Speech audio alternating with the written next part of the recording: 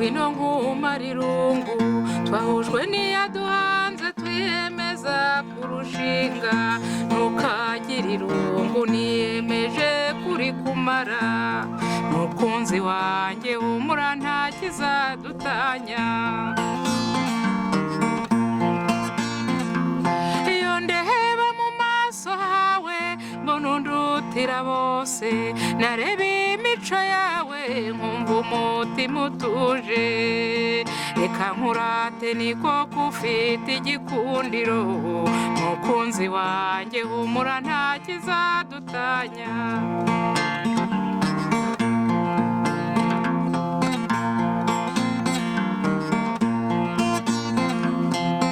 mukunzi ubwiza bwawe nasanze buhebuje umutima nama wawe nasanze ari ingenzi urukundo rwawe runezeza umutima wanjye mukunzi wanjye humura nta kizadutanya ngwino unture mu gituza banguka umara ibi bicuro ntacyo uzamburana ni wowe nihebeye byose nzabiguha nshuti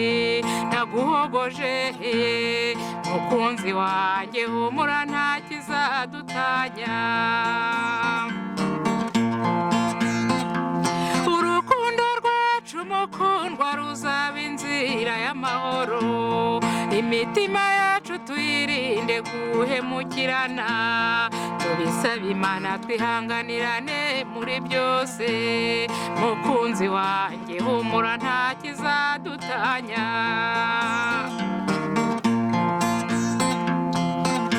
ubwangu ufite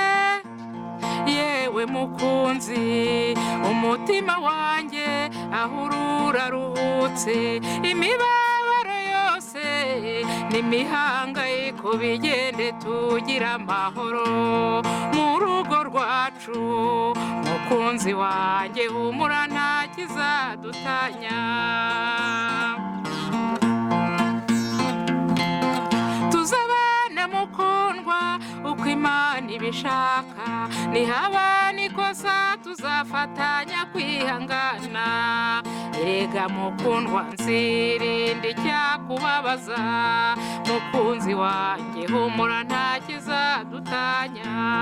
mukunzi wanjye humura nta kizadutanya we mukunzi wanjye humura nta kizadutanya mukunzi wanjye humura nta kizadutanya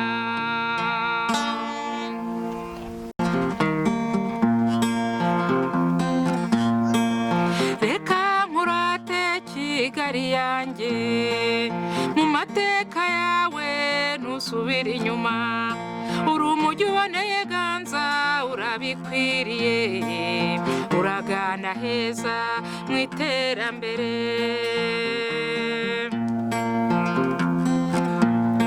kera Kigali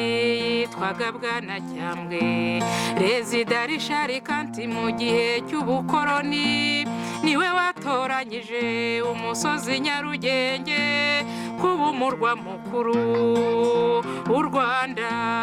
kuva ubwo Kigali itangira ari nk'akana gato kari mu ngobyi yari igizwe n'amazu mbarwa